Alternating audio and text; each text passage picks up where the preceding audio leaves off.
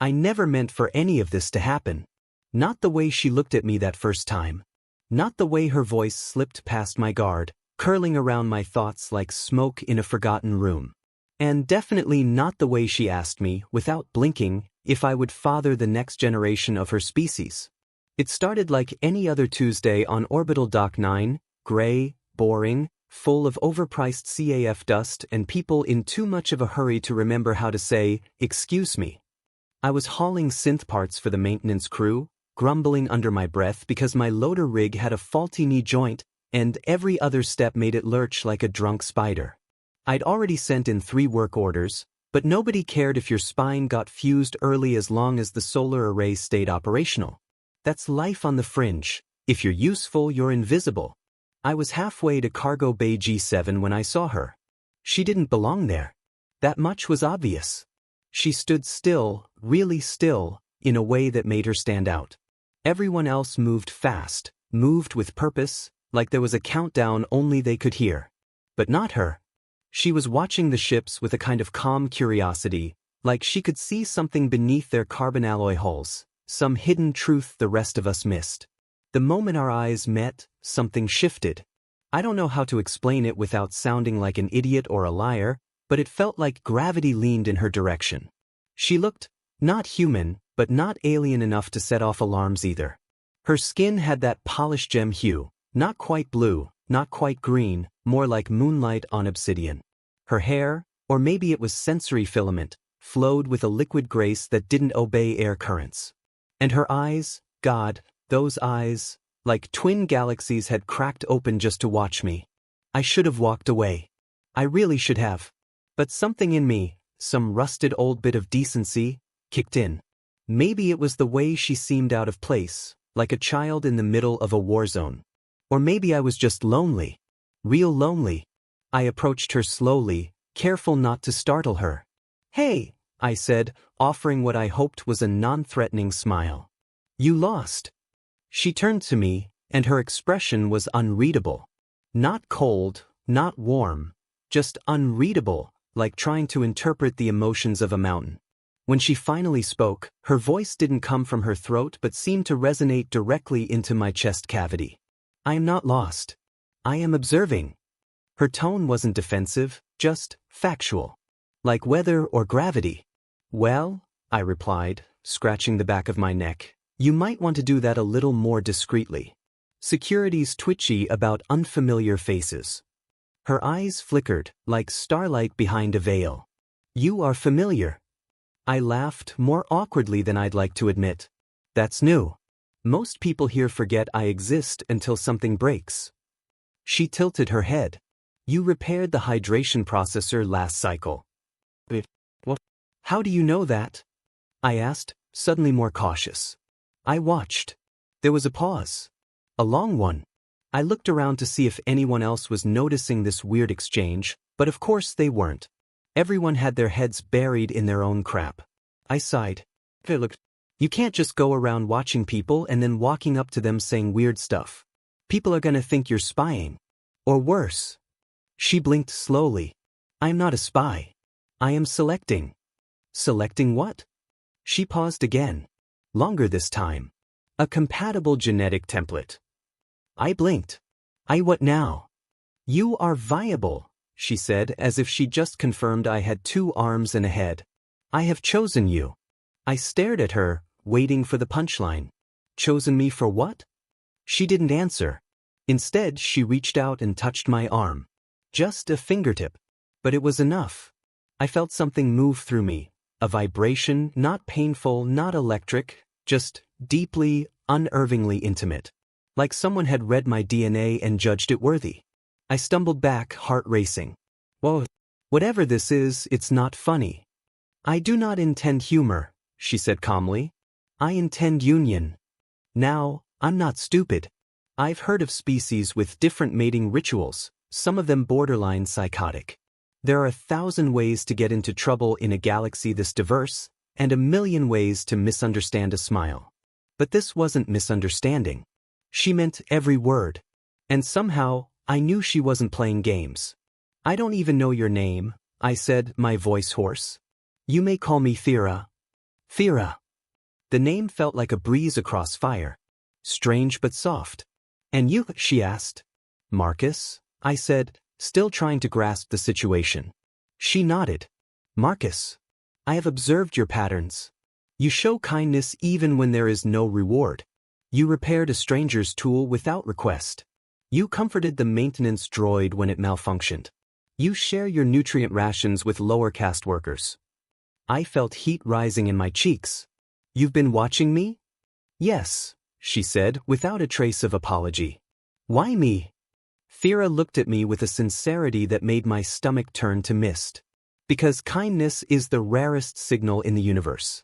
And my people need it now more than ever. I should have run. I should have told her to find someone else, anyone else. But instead I found myself asking, what exactly are you asking me to do? Her eyes softened. To help me save my species. I couldn't breathe. The world tilted. In that moment, I understood that I was standing at the edge of something I couldn't name. Not destiny. Not doom. Just a path I hadn't seen until now. And the worst part? Somewhere deep in my chest, something whispered, say yes. I didn't say yes. Not right away. But I didn't say no either, and that silence, that small hesitation, was enough for everything to shift around me. Thera didn't press me. After she said what she had to say, she just stood there, like the choice wasn't urgent, like time didn't have claws waiting to drag us forward. She gave me that unreadable look again, and then without another word, turned and walked off toward the quieter end of the docking corridor. I stood there long after she was gone, trying to make sense of what had just happened. I thought maybe I'd imagined it. Or maybe she was part of one of those new alien performance collectives. They sometimes wandered around stations doing strange, borderline invasive empathy art. But no matter how many times I tried to rationalize it, I couldn't shake the feeling that something very real had cracked open in that conversation. That night, I couldn't sleep. It wasn't the idea of being chosen. It was the way she looked at me when she said it.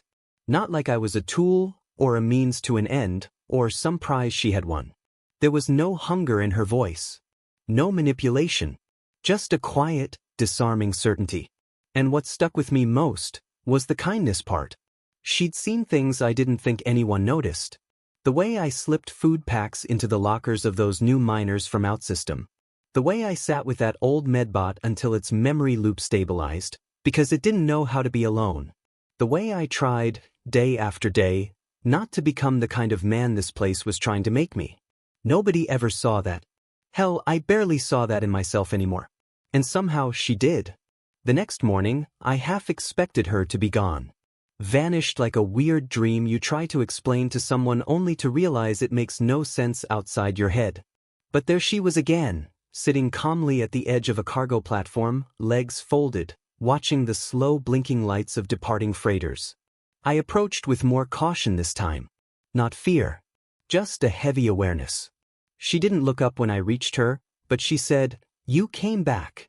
Yeah. I guess I did. I scratched my jaw. Still don't know why. You are curious, she said. Humans often are. I'm not curious, I replied, then immediately realized I was lying. Maybe a little. She finally looked at me. You have questions. I nodded. Too many. Starting with, how is this supposed to work? This whole, father my offspring thing. Thera didn't blink. My species is postgenetic. Reproduction is not biological in the human sense.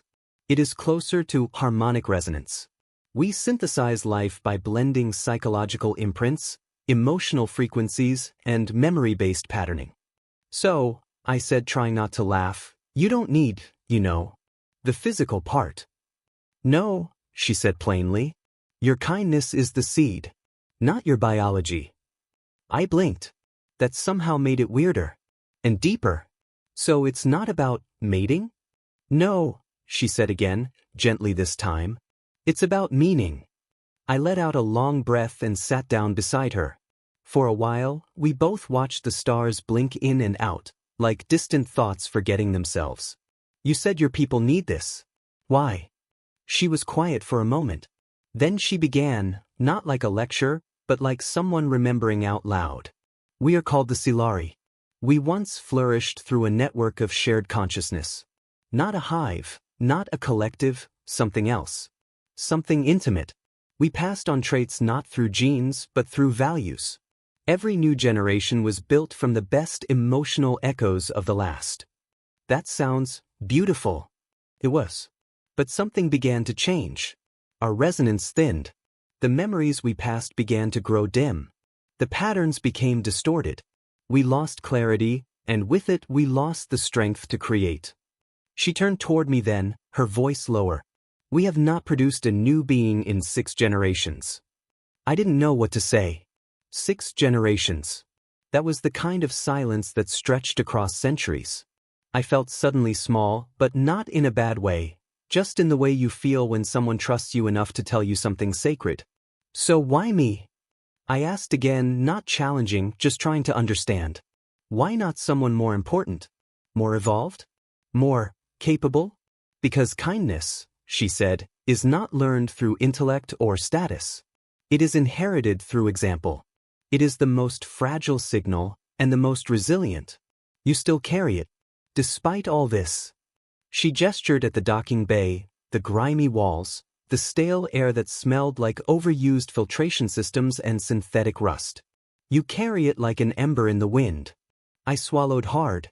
That's a lot of pressure, I admitted. It is not pressure, she said. It is trust. We sat in silence again, the kind that didn't need to be filled. After a while I said, if I say yes, what happens to me? You remain as you are, she said. But a version of you will live on. Not your face, not your body. Your spirit. Your choices. They will echo in one of us. And through that echo, something ancient may begin again. It didn't sound glorious. It didn't sound epic. It sounded strangely quiet, deeply personal, like planting a tree in soil no one believes can grow anything anymore. And something inside me stirred. Not because I wanted legacy. Not because I thought I was special. But because maybe she was right. Maybe kindness really was the last honest signal in the universe. And if someone was still listening for it, how could I ignore that? I need some time, I said finally. Thera nodded. Of course. She stood, and for the first time, offered a smile. Not wide. Not dramatic. Just soft. Quiet. Grateful. Take the time you need, Marcus. As she turned and walked away again, I felt something lift from my chest. Not because a decision had been made, but because I realized I was being offered a choice most people never get. The chance to matter without needing to be seen. The days that followed didn't feel different, not on the surface. I still reported to work. I still listened to the loader rig complain in its metallic cough, still grabbed 2 hot CAF from the same vendor who never remembered my name. People moved around me like they always did, caught in their own loops, too busy to notice that I was walking around with something quietly tectonic shifting inside me. I didn't tell anyone about Thera. Not because I didn't trust them, though trust was always a gamble in places like this, but because I didn't have the language to make it sound real. It's hard to talk about something when even thinking about it makes you question whether it actually happened. And even harder when the only thing you have to show for it is a feeling in your chest that won't go away. The thing about kindness, the real kind, the kind you don't use to get anything, it lives in silence. It doesn't shout or announce itself. It just shows up. That's what Thera did. And the more I thought about it, the more I realized how rare it was to feel seen by someone who didn't want anything in return. Except maybe she did want something. That thought stayed with me more than I liked.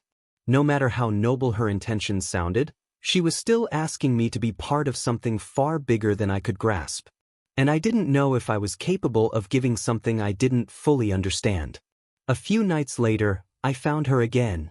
Not by accident this time. She was in one of the old observatories, the kind no one used anymore now that real-time star maps were piped straight into your headsets. But Thera preferred the glass. She said there was something honest about seeing stars with your own eyes. Said it reminded her people that light takes time.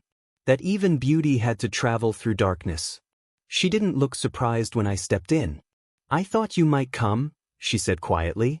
I leaned against the railing, keeping a small space between us. It felt like the right amount. I'm still figuring things out. That is allowed, she said. Haste is a human affliction. We do not share it.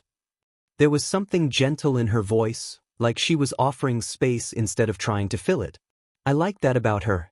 Most people, when you're unsure, rush in to convince you. But Thera just let the silence breathe. I've been thinking about what you said, I told her. About kindness, about passing it on. I don't think I ever thought of it as something permanent before. Because you are taught to measure permanence through physical things, she replied. Buildings, names, monuments. But even those decay. Emotion travels farther. I let her words settle. There was a strange comfort in them. Not inspirational exactly, but grounding, like finding out you're part of something long before you realized it. I guess I just don't know what it means, for me. If I say yes, it means you become part of something you may never see. You won't hold it. You won't shape it. You won't be remembered for it. But it will carry your signature, quietly in ways that matter. I turned toward her. You said before it's not genetic. That it's emotional resonance. Does that mean you feel what I feel? She looked at me then, and I saw the answer before she spoke. I have been feeling you since the moment we met. There was no romance in the way she said it. No seduction. Just truth. And it landed in me like a weight I didn't know I'd been waiting to carry. I closed my eyes for a second, just to steady the way the air felt around me. Do you know how strange that sounds to someone like me? Yes, she said. But I also know how rare it is to feel understood. I opened my eyes, and we both looked out at the stars. There was something almost ancient about the silence between us. Not the awkward kind, not the pressured kind. The kind that felt shared. When I was younger, I said, not really sure why, I used to think being kind was a weakness.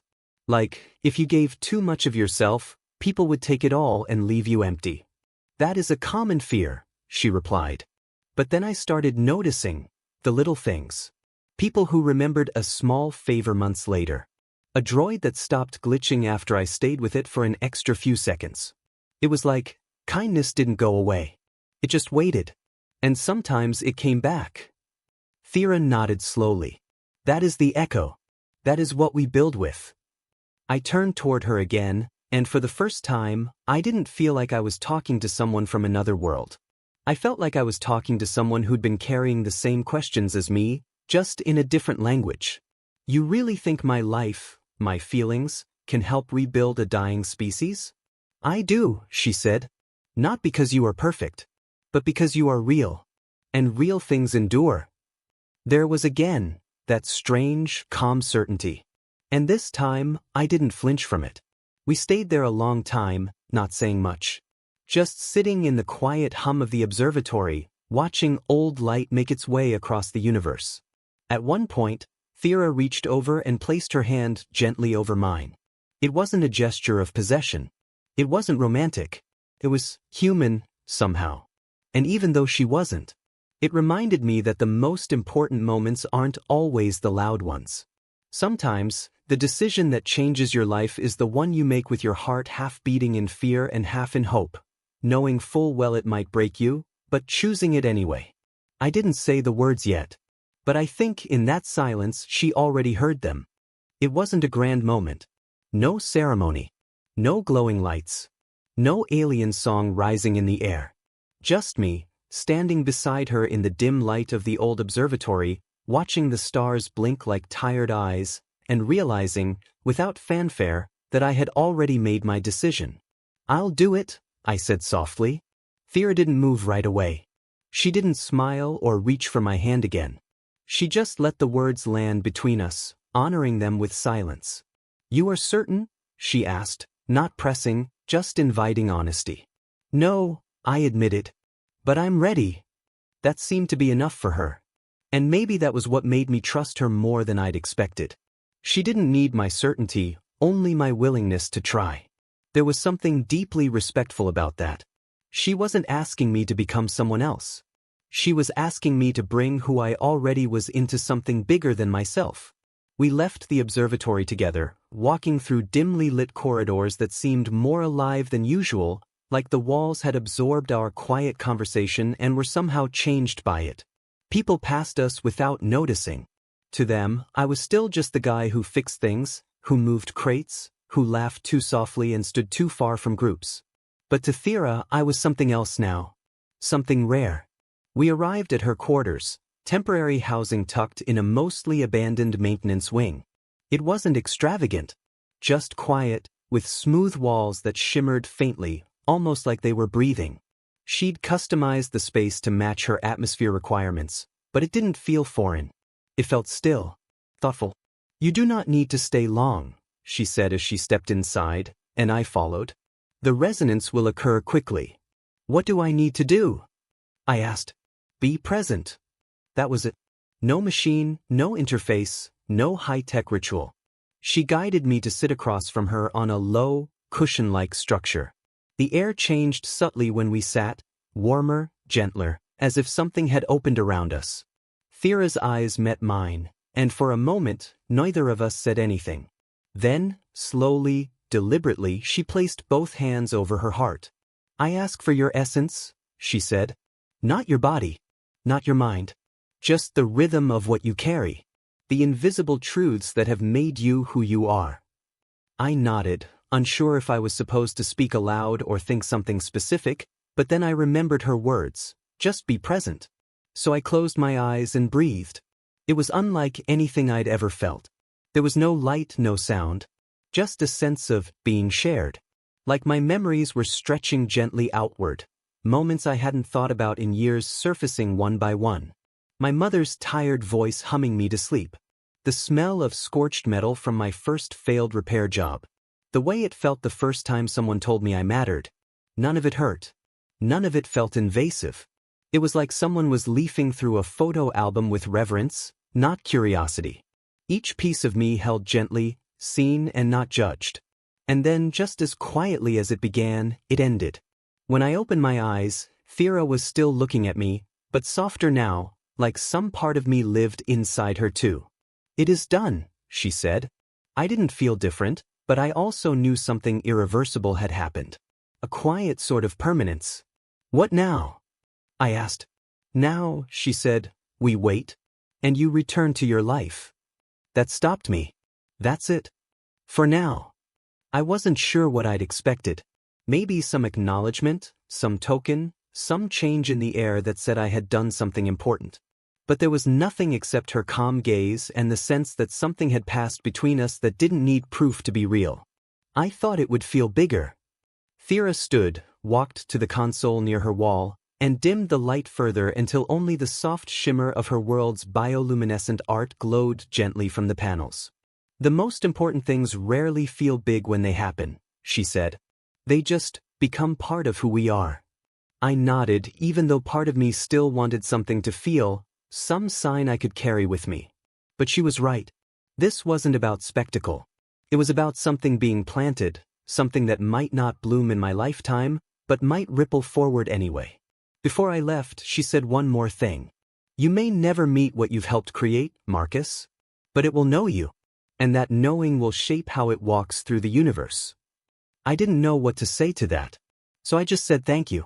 Not because I understood everything, but because I felt something I hadn't felt in a long time, quiet purpose. I returned to my quarters that night and didn't speak to anyone about what happened. Some things aren't meant to be shared in words. Some things settle too deep. And yet, something small in me had shifted. I started noticing people more. Not in a dramatic way. Just, I paid attention. I helped without being asked, even when it wasn't convenient. I gave my time even when I didn't have much. Not because I thought it made me special, but because I understood now, with a quiet certainty, that everything we do has a resonance, even if we never hear the echo. And somewhere out there, in a place I'd never see, a new being would carry a piece of that forward. Not my face, not my name, but the part of me that tried, even when it didn't seem to matter. Time didn't slow down after what happened with Thera. The station kept moving, systems still broke, CAF still tasted like recycled hope, and people still passed me by like they always had. If anything, life felt aggressively normal, as if the universe wanted to remind me that even the most extraordinary things get folded into the ordinary when you're not looking. But I wasn't the same. It wasn't something I could point to. There was no badge, no mark on my skin, no alien glow following me through corridors. But things inside me had shifted, not all at once, not dramatically. Just slowly, like the way a room changes temperature without you noticing. I started hearing more. The quiet sigh of the engineer who worked the night shift 2 decks below. The subtle frustration in the voice of the cafeteria bot when it had to repeat itself for the 4th time. The loneliness tucked into the laughter of the freight crew when they joked about going home, even though half of them didn't have one. Maybe I'd always been aware of these things and just never let myself listen long enough. But now they clung to me. Not in a burdensome way. Just as reminders that everyone's carrying something they rarely talk about. And somehow that made me feel closer to them. Even when they didn't notice me. A few cycles passed before I saw Thera again. I wasn't sure if I would. Part of me thought maybe she'd disappear, vanish back into whatever pocket of existence she'd come from. That maybe her purpose with me had been completed, and that was that. But one morning, while I was checking pressure seals near the exterior hatch of Bay 4, I turned around and she was there. No fanfare. Just her, standing with her hands folded calmly, the way she always did. I didn't say anything right away. Neither did she. We just stood there in the low light, the hum of the station filling the spaces our words might have occupied. Finally, she spoke. "You carry the weight well." It wasn't a compliment, not in the usual sense. It was an observation. Like she could see the shape of my days now, the way I moved through them more deliberately, more aware. "I don't feel like I'm carrying anything," I said. "At least, not heavy." She nodded. "That is because you are not carrying alone." I looked at her for a long moment. There was something different about her this time, though I couldn't place it. Maybe it was the way she held herself, softer, almost human in her posture. Or maybe it was the way she looked at me now, not like an observer, but like someone walking beside me instead of in front. "Has anything changed?" I asked. "Since that night?" "Yes," she said, and there was the faintest tremor in her voice, just enough to make her feel more real than ever. "The resonance holds. A new consciousness has begun shaping." I swallowed, unsure of what to say. I hadn't known what to expect from this, but hearing her say it, hearing her confirm that something had started because of me, it hit deeper than I thought it would. "Is it okay?" I asked. "Whatever's being shaped?" "It is early," she said. "But it carries warmth. Reflection. A quiet steadiness. It remembers the feeling of sitting beside someone in silence and being understood." I don't know why, but that brought a lump to my throat. Maybe because it wasn't something heroic. It wasn't a tale of sacrifice or bravery. It was just presence. Something I'd never thought would mean enough to be remembered. "And what about you?" I asked her. "What happens to you in all this?" "I remain," she said. "I guide. I protect. I translate emotion into form. But I'm not the source. That is you." It was strange hearing that. I didn't feel like a source of anything. I still got tired. I still made dumb decisions, still forgot things, still doubted myself every morning when I looked in the mirror. But maybe that was part of it. Maybe being a source didn't mean being flawless. Maybe it just meant you were honest enough to keep showing up anyway. "Will I ever meet it?" I asked. "No," she said gently. "It is not made for you. It is made from you." We stood quietly again after that. No need to fill the space. She understood me and I was starting to understand her. There was no tension, no expectations. Just shared breath in a place most people only use to pass through. Before she left, she turned back to me.